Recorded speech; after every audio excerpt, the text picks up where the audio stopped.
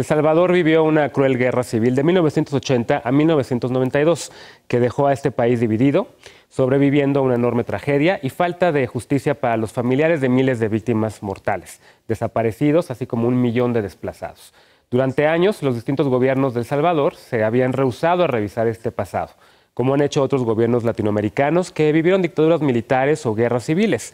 Ahora está cambiando la cosa. El Salvador tomó los primeros pasos para reabrir el pasado y por primera vez llevó ante la justicia a militares responsables de masacres. El siguiente es un trabajo del periodista Alberto Vega.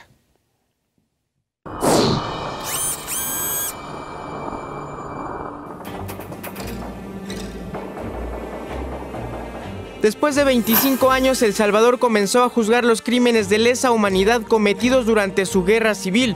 En marzo pasado, un tribunal sentó en el banquillo a 18 militares de alto rango, acusados de planear y dirigir la mayor matanza durante el conflicto armado, la masacre de El Mozote, cuando militares asesinaron a más de 1000 personas en 1991.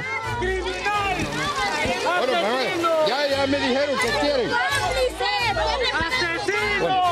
Bueno, permítame, por favor.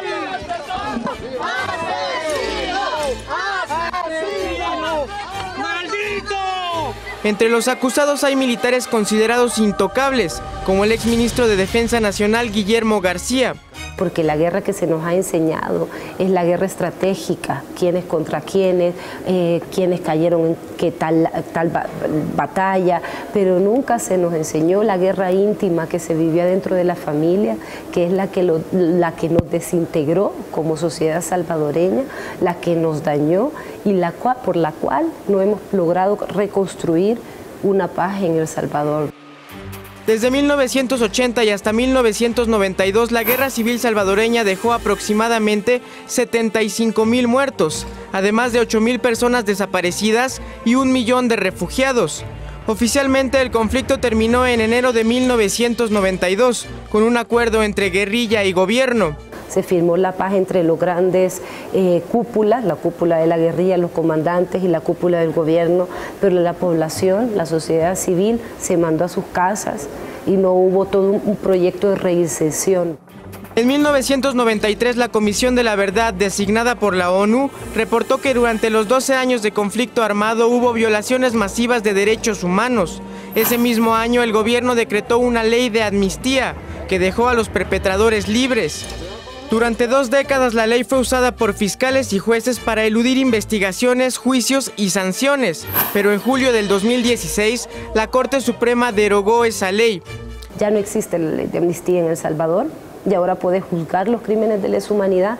Lo que pasa es que, claro, como hay colitas pateadas de un lado como del otro, ninguno de los dos está impulsando o apoyando que se investiguen estos casos, ¿verdad?